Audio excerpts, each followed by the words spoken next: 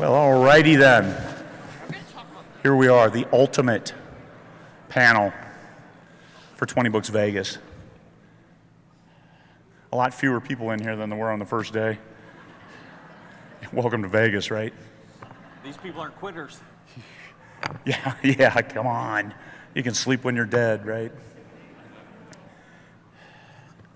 This is the success stories panel.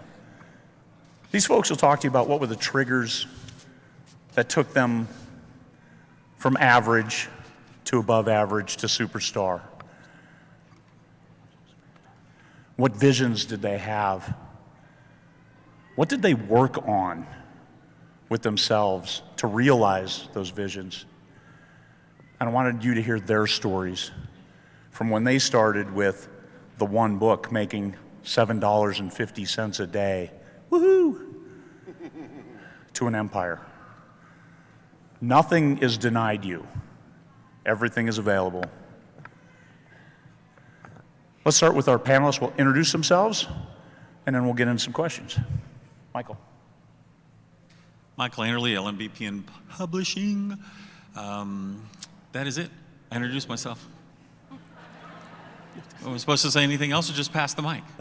I'm not sure people are very familiar with you, Michael. Maybe expound. That's actually what I'm like, really? One more time? I did a whole thing over here. I feel like passing the mic. There you go. Yeah, he's settled for I'm Michael Anderle. There you go.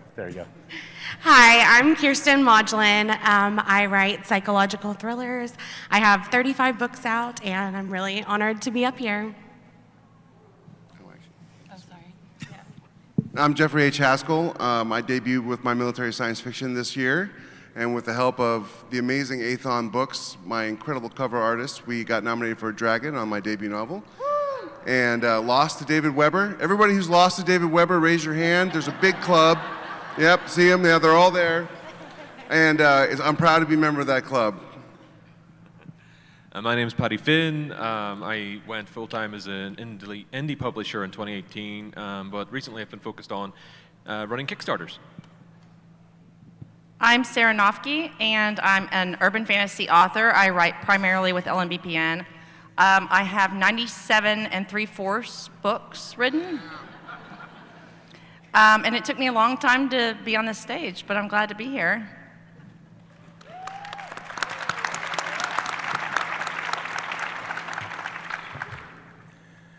When you started, what was your initial vision for your author career? Michael, we'll give Sarah time to think. She needs it. I say that out loud. Is this on? Ah, damn. My vision, my initial vision for doing it is I knew that as a reader, what I now call a whale reader, I needed 3 books out in order to be able to do advertising. Some people don't realize that I already had Facebook and Google ad experience. So I was already writing like a motherfucker in order to get those 3 books out so I could actually put some money towards sales and see whether or not this had a chance. Fortunately for me, right as book 4 comes out, which is a few weeks after book 3, I didn't realize it at the time. I did some advertising, it shot up. I didn't know anything about the Amazon algorithm. I put a lot of money into the advertising thinking that's what made it special.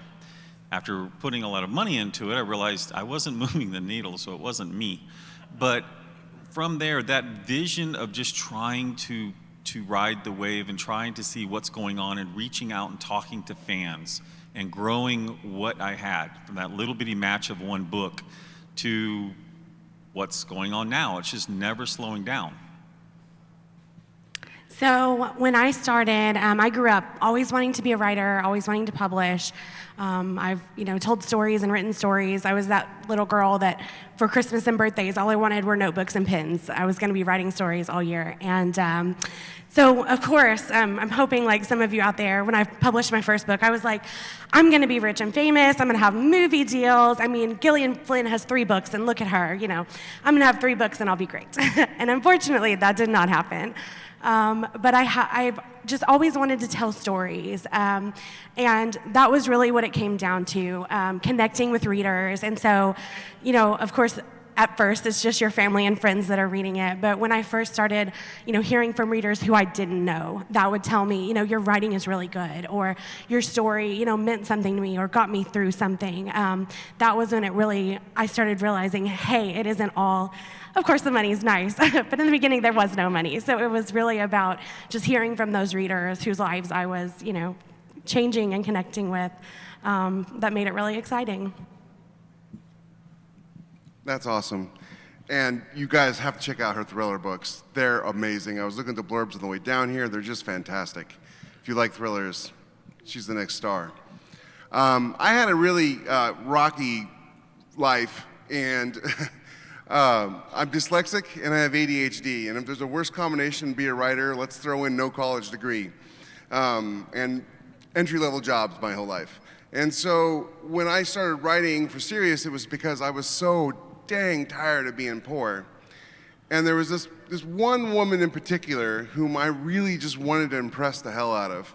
And even though at the time we'd been married 14 years, we had our third baby on the way, and I just wanted to do something great and impress her. And so that was my vision, was to impress this beautiful woman who has graced my life with her presence.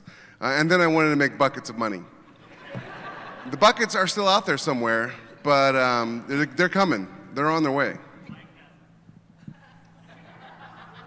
Steve Bowyer has them. When I started taking this thing seriously, I created a Slack page for my wife, my mother-in-law, who helped me manage my various companies, and I called it Galactic Domination, because why settle for the world? And that was my vision. You were supposed to talk longer. Give me time to think. Much like you, I thought that I was going to be a big success at the beginning. I was like Stephanie Meyer, move over. I was like, I've got to find ways to protect my manuscripts because people are going to hack in and they're going to get them because they want them so badly. But much unlike you, I did not have the readers that were saying you were awesome. And so I figured out I wasn't awesome. And I went to the library and I found books about how to become awesomer.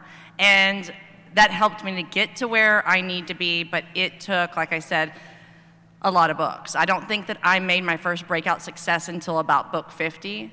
So if you are doubting yourself on book 1, 2, 3, 4, don't give up. Because it took me about 50 books to make the money that I needed to make to survive. When did you know you got this? When did you know that you're going to be a full-time writer and you're going to keep writing? Sarah. Wait, what? You.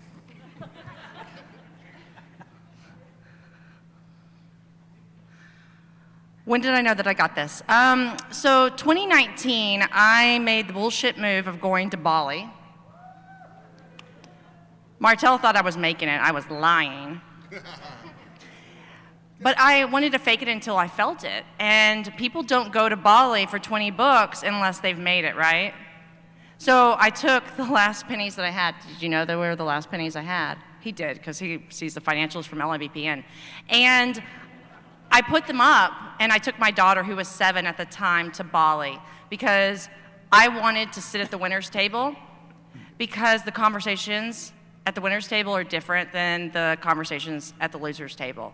And I used to champion those meetings.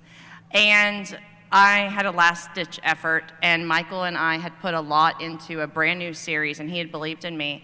And the first book hit, and the second book hit, and the third book hit, and none of them were hitting hard enough. But when the fourth book hit, and all 4 were bestsellers at the exact same time, and finally, the readers were saying, we want more of this, I realized all of my work in the library studying what the greats do worked. And I was making 6 figures in 2019 versus making less than $10,000 before that in 2018. And then I doubled down, and then I tripled down. And now I'm not giving up, but also I'm not going to push myself to do any more because I think I figured it out.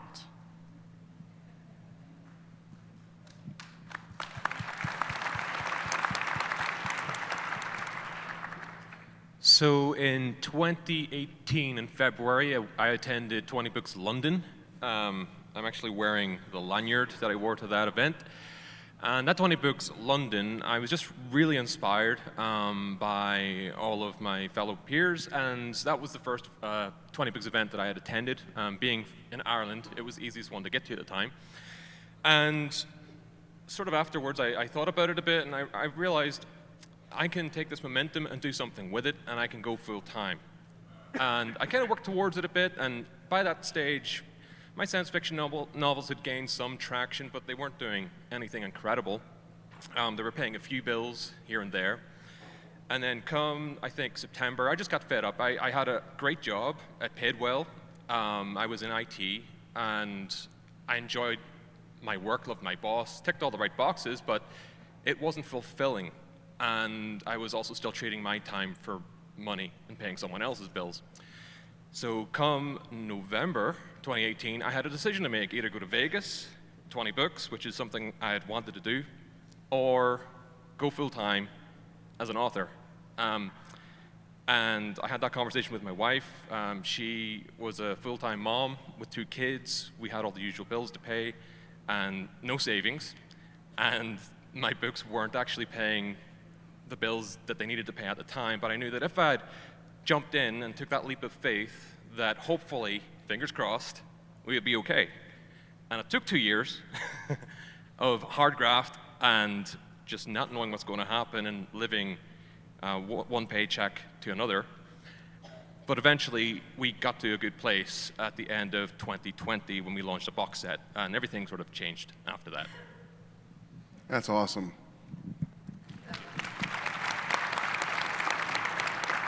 I think it also helps that he has an awesome Irish accent.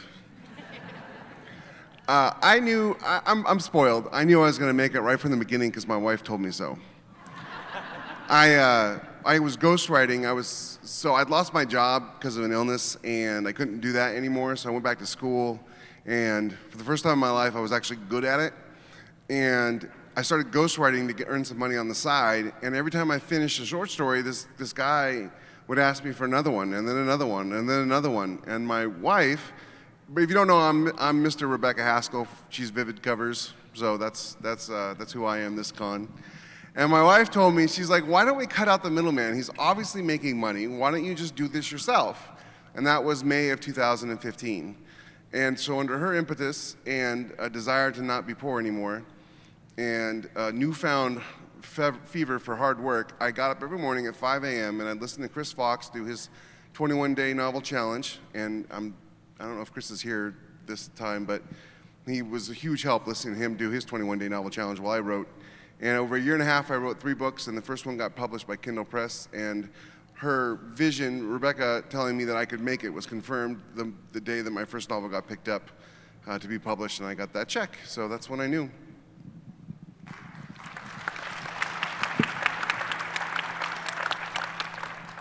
So I was always very stubborn, and even though my books were not making me money in the beginning, I mean, I remember months where I was getting like 17-cent checks. I was like, I will be 99 years old, and like, this is the book that's gonna do it, I know. And so I just truly always believed that like, eventually it's gonna happen.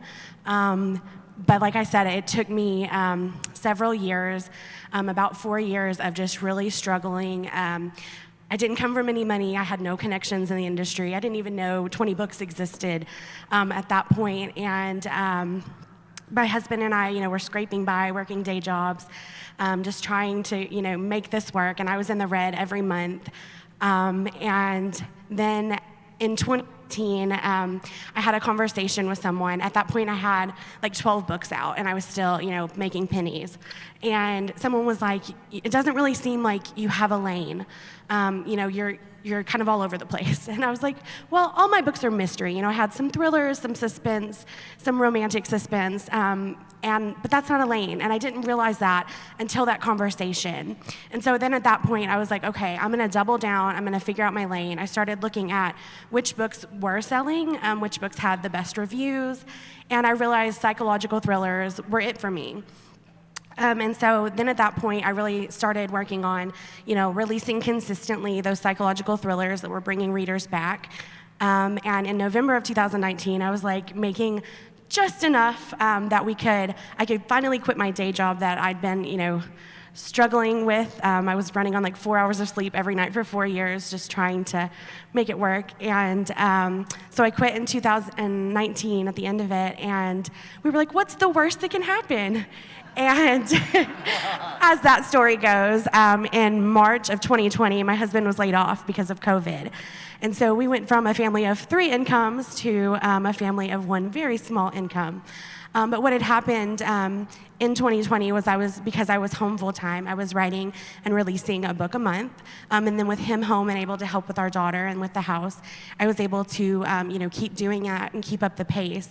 And then when it was time for him to go back in June of 2020, we were able to say, hey, I'm making more than both of us were combined. And so now you can stay home and help me with my business. And that was around book 17. And so it really happened a very long way, and then all of a sudden, very, very fast. I think you'll find a common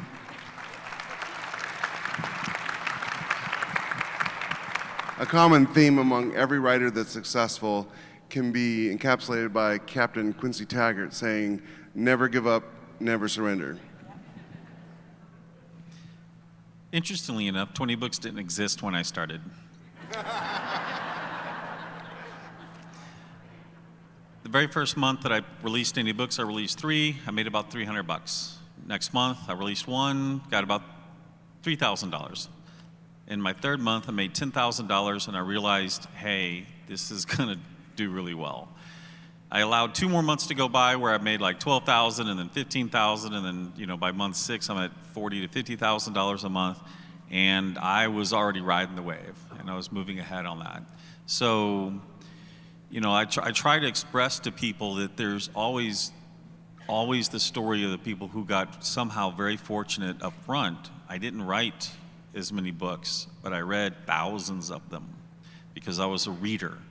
And whenever I released what I wanted to read, I released it to someone like me, someone who was actually struggling to find the books that they wanted. They wanted to have enough in a series. So I try to encourage everyone to realize we're all in different places. I give my wife a lot of credit to the fact that she was the main breadwinner. So while I brought in a decent income, I wasn't the one responsible for making sure the lights were on. And that relieves a hell of a lot of stress. And so I always want to encourage everyone, and you heard so many stories about the spouses who help. Well, there's also the single individual writer. Hopefully you have a large family here if you need it. And just recognize that, when you've made it is usually a mental decision, not always a financial one.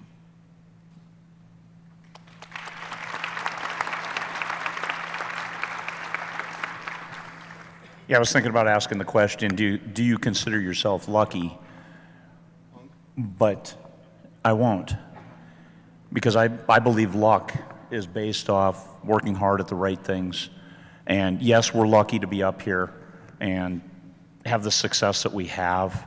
However, that's the result of certain actions and decisions and leveraging opportunities when they become available and in working hard at the right things.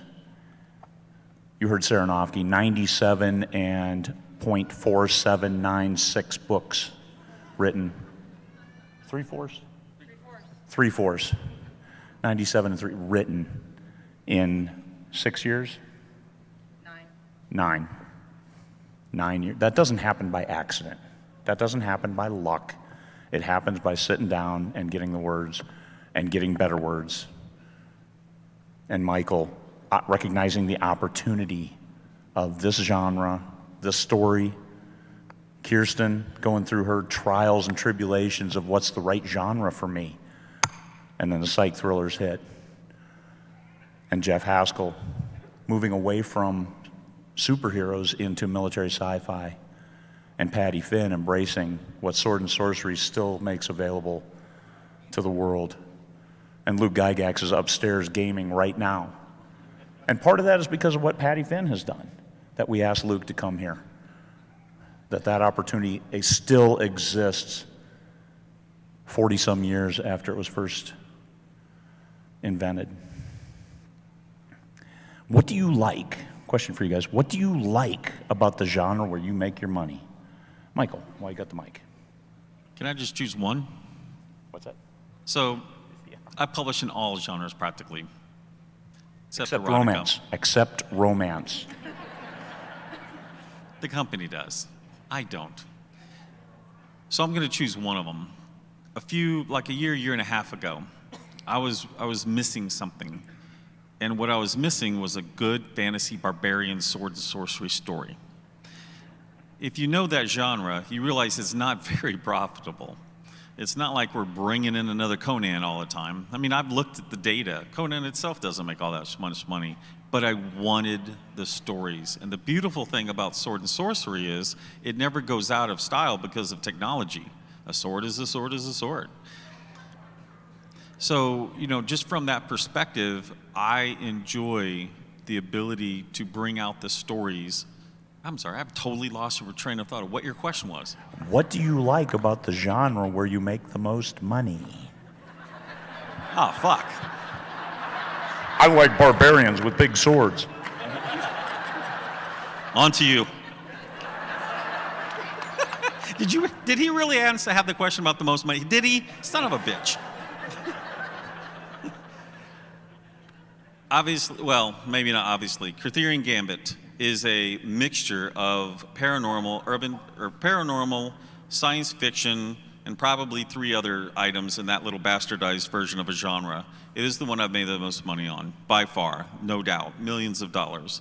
What do I like about it is because it allows me to express myself across different time frames, because I go from contemporary to near future and all the way to the far future, but it also allows me to go on Earth, contemporary, near low Earth orbit, which I enjoyed quite a bit, and allowed me to go into other galaxies and express myself.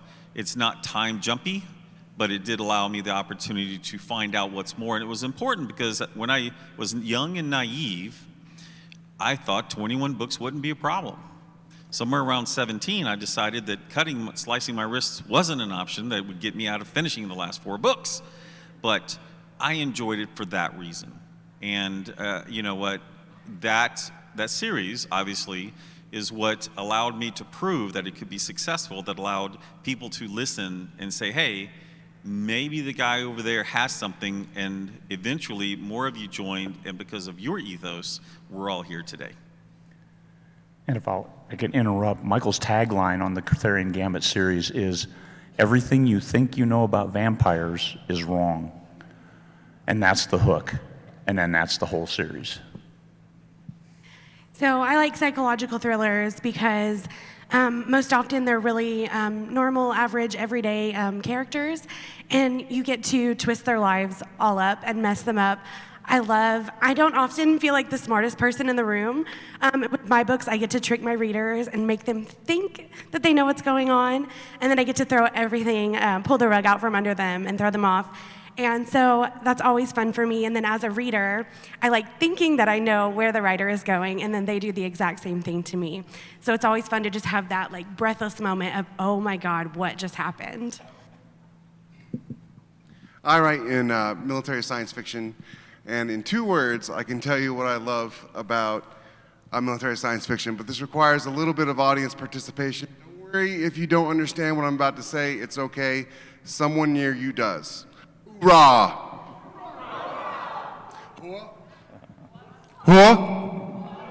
There you go. That's what I love about military science fiction. The brothers and sisters I served with in the military, and those who write today, being able to look at the best parts of our service and exemplify the best parts about being a human and someone who serves, that's just the awesomest part about military sci-fi. Heroes and heroines and doing the right thing no matter how much it costs.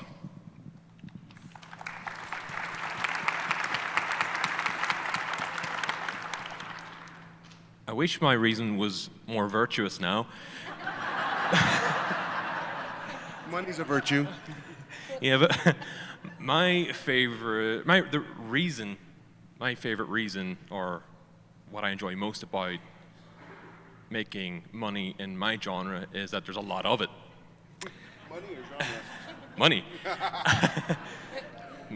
not that I'm, trying to be Mr. Krabs or anything, but money to me is just a useful metric for how many people you're helping when we're talking about business, right? So the more you sell, the more books you sell, for example, the more people you are giving shelter to from the storm that is this insane world we have, right? So you're giving them that escapism, or whatever it is you create, you're helping people in one way or another. So to me, I want to always level up, and the byproduct of that is making that money, but it's because I know I'm helping as many people as possible. So I sidestepped into the D&D space on Kickstarter because it is a huge market.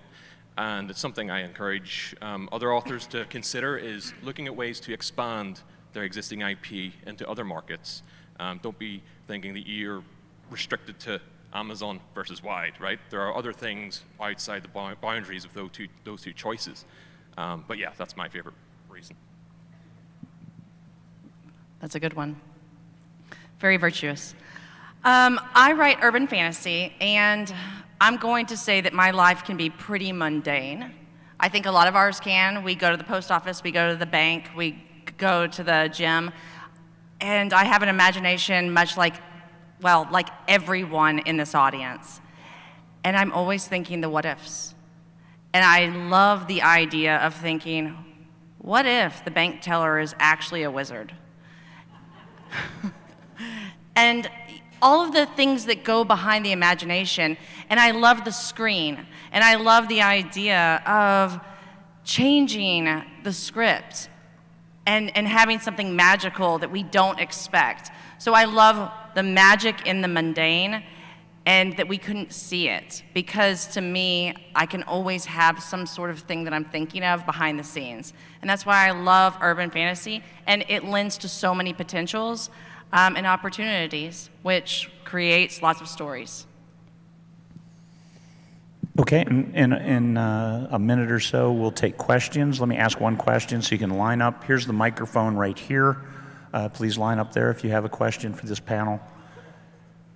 Next question for you guys is, what is your best bit of writing advice that you can give to an author? And we have a lot of authors here. Michael. Don't doubt yourself.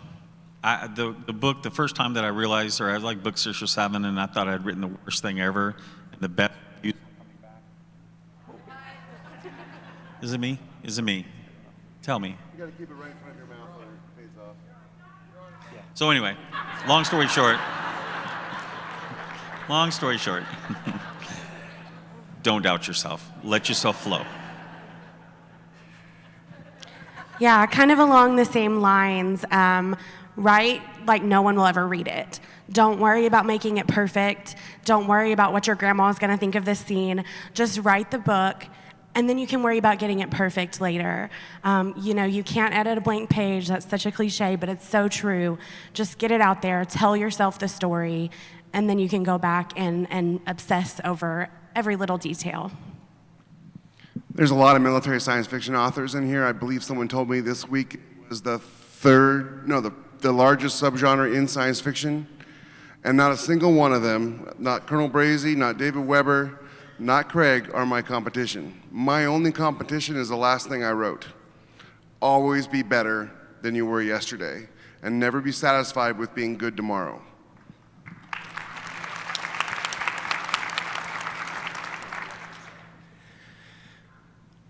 I like to think that there are many ways to skin a cat, but only one correct way to skin a cat for you. And it can be really overwhelming. Sorry? Oh, yeah. I skin cats all the time.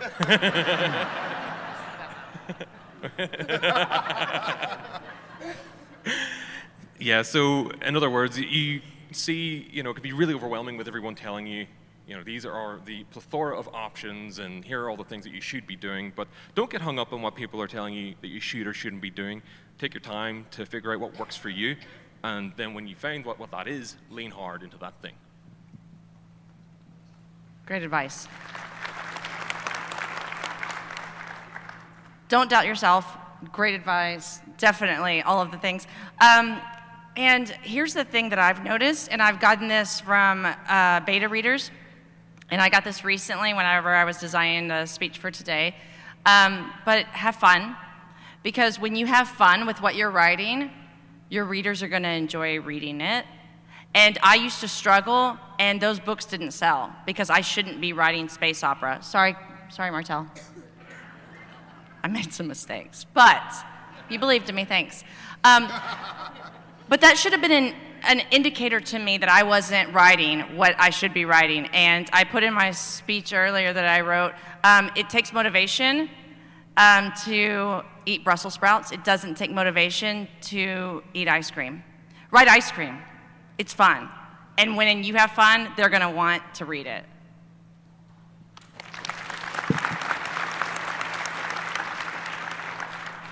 If you have a problem with Brussels sprouts, clearly you haven't had them prepared right. First question, please. Hi, so I was wondering, as you guys first got into maybe your first 5 years where you're making a living on this, what is the swing from year to year income-wise? Like 1 year are you making 50,000, the next year you make 25. Just kind of what kind of nut egg do you put away to make sure you can last the first 5 or 6 years when you retire to become a full-time author? We'll start with Sarah. You love numbers. Okay, he did say Sarah. I can't say that I have made it yet because I have to keep making it. And I remember Lindsay on the stage in 2017 saying, I'm squirreling away the money, and I'm like, why? I get it, like you never know. But I literally went in 2018 from making poverty level to 2019 making 6 figures. And you just never know where the jump's gonna happen. But also it relies on goals. And so I got to the place where I'm happy, and then I scaled back, and I only work 9 months out of the year now because life-work balance is going to be important. So you don't have to keep making it, you just have to make it to what's gonna make sense for you.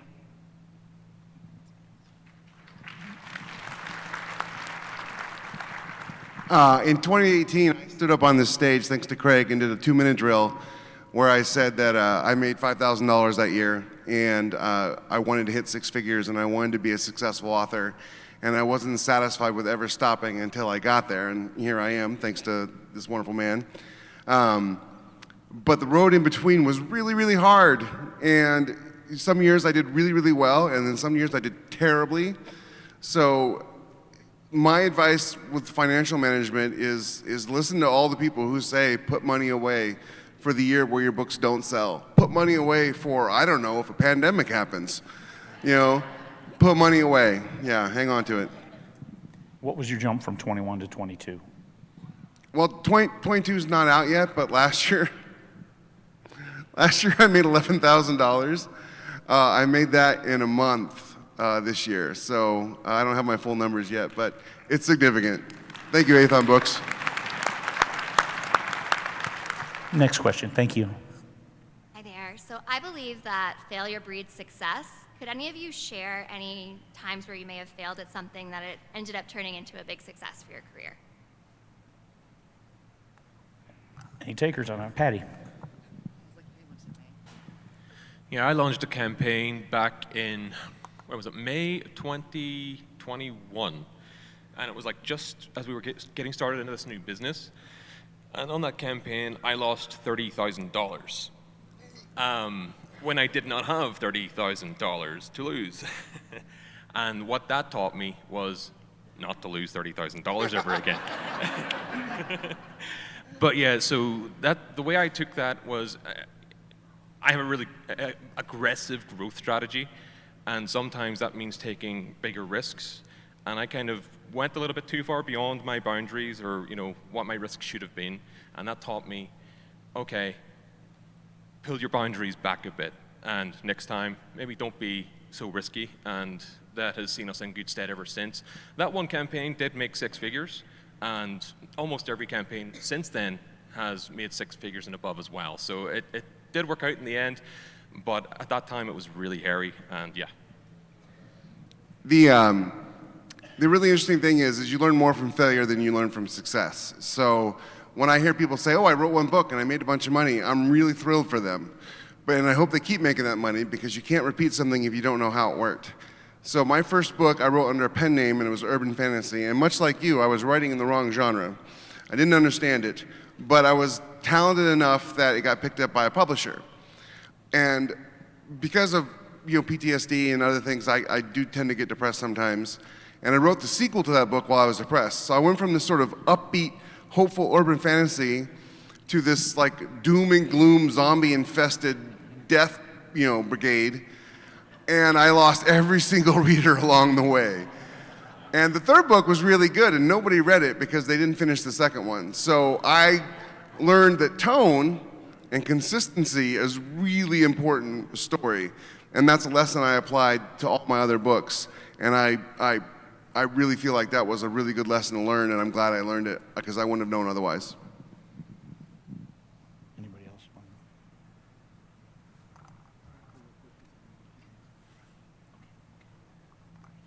All right, next question, please. Hi. So a lot of the success stories we hear are about getting from 0 to 6 figures are usually about rapid release. Do you have any suggestions for reaching that sustainable income on a slower release schedule?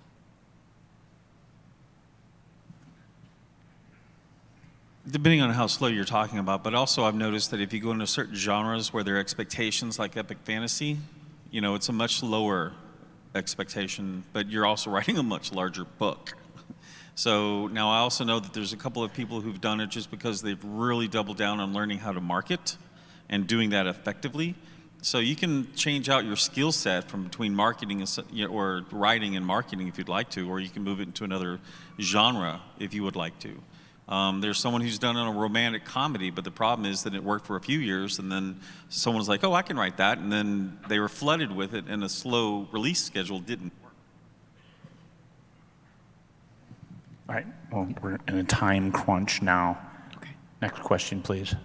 I had a couple of quick ones. One is, Sarah, when you said that you went to read at the library, what were you reading? Were you methodic about it? Most of us here have read and read, but something must have clicked with you, so I just wondered what you were reading and learning. It's a great question, and I really need to go research my library account because that was about 9-10 years ago. And I'm sorry, but I'm on the spot. And but I can get back to you on it. And but really, I looked for things in our craft, and I'm going to tell you the one thing that will come to mind that will resonate, and I will never forget is Stephen King's On Writing.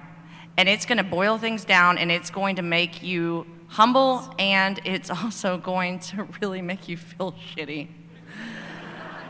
But if you just research anything, the point that you're making yourself better, it's going to do it. You're going to find what you're looking for. I also wondered if editing had a major impact on any of you. Absolutely.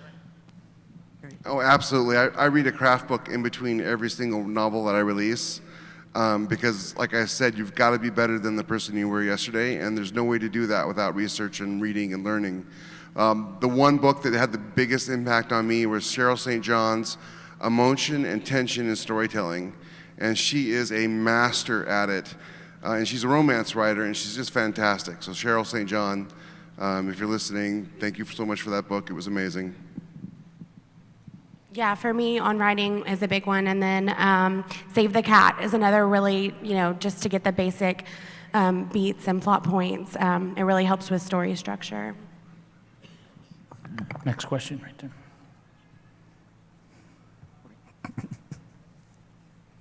You've all had very different journeys, and I just really admire Sarah, on your 50th book is your breakout, and I kind of wanted to ask the opposite side of things. Was there a point in your career where you're like, there's no way this is going to work, and what was the closest you were to giving up? I went to Bali, Indonesia. I stole Mark Dawson's pen. And it worked. I literally stole his speaker pen because I was doing the sign-in desk here in 2019, and Martelle was like, you can't volunteer because I know you. And I stole his pen because I wanted to fake it until I felt it. So my point is don't give up. You never know when you are down to your last wire, but it's that faith that's gonna deliver you to the last end. And I remember Anderle's not looking at me, but he knows that I was down to my last bit. But I think it's Not that until faith. afterwards. What's that? I didn't know until afterwards. I'm a good secret keeper. But the thing is that a lot of us that have talked about making it have talked about families and supporting them.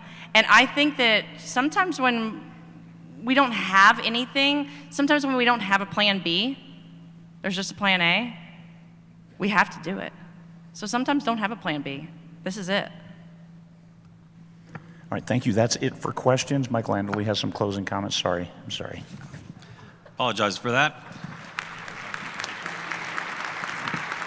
Feel free to grab any of us afterwards and ask questions. We all love talking, obviously. One of the things I opened up with was talking about how we started 20 Books to 50K. Now I want to take a moment and talk about one person who helped elevate it to where we're all here today, and that is my friend, Craig Martelle.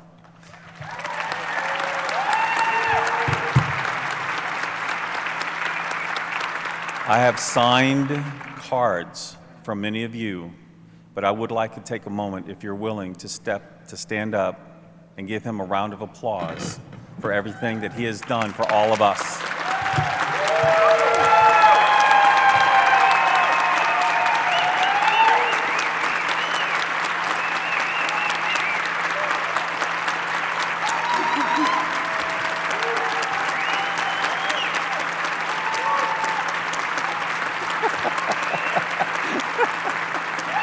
Oh, no, go ahead.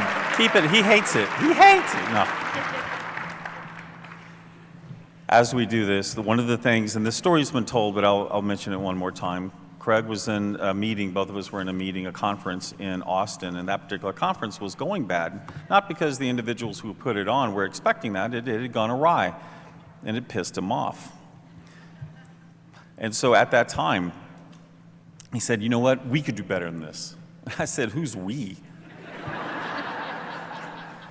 I said, if you mean that the we is you will put this on, I will come and I will support you, but, and in doing so, you have control of whoever comes and talks. That was, I think, a pretty brilliant move on my part, because I didn't realize how many people would be trying to get him to do anything to get to come on and do this. But through the years, Bali, you were mentioning about Bali, actually that was an idea of a person inside of LMBPN who didn't go.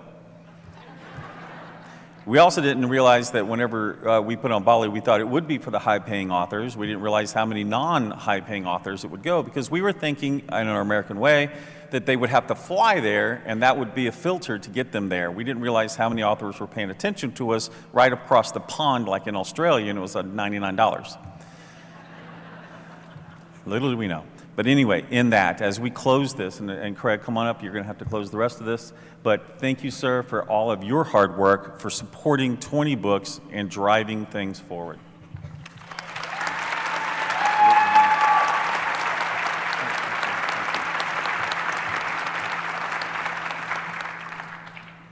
It's been a full week, but this is only day 4 of 5 days. We start off with Vendor Day, which was a monumental success. I thank all the vendors who have come and shared their products with us. And yes, we're their target audience. However, they don't have to bring their A game like they did. And they don't have to offer discounts, and they don't have to be as kind as they are. We don't take sponsors, so none of them sponsored this and bought space to put their banners anywhere but their own booths. But they came anyway. And as far as I know, we have 100% commitment for next year, and a lot more that want to come. So the vendors, this is the place to come.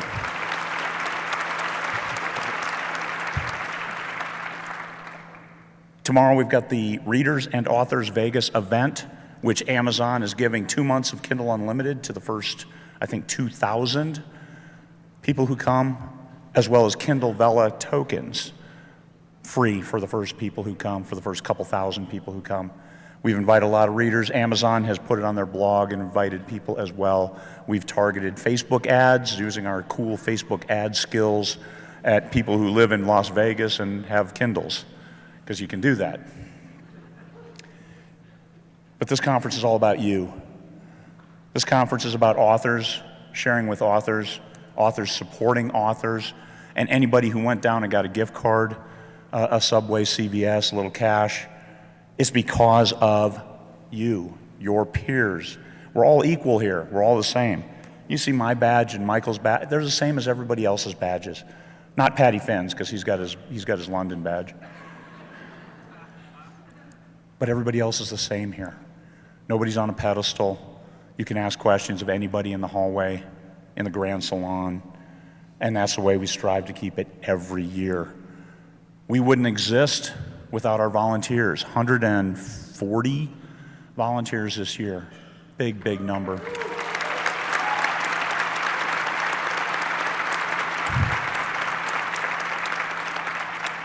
The key people: Jim Slater, Jamie Davis, Jen Green, my sister Tammy Martelle.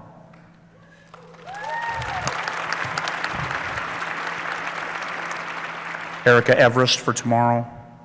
So many people giving of their time, their talent, and even their treasure to make this conference happen. Ira Heinrichsen, who couldn't come at the last minute, and Jen jumped into his place on Sunday. So that's the commitment everybody has here for you guys, because it's all about you. You never know when something you say is going to influence somebody else. You never know what something somebody else says is going to influence you. I asked Kiersten, one of our highest earning authors here, did you get something from this show? And she said, yeah, I've got action items. I've got stuff I need to do. Everybody can learn something here. The opportunity is what you make of it. This is 20 Books Vegas.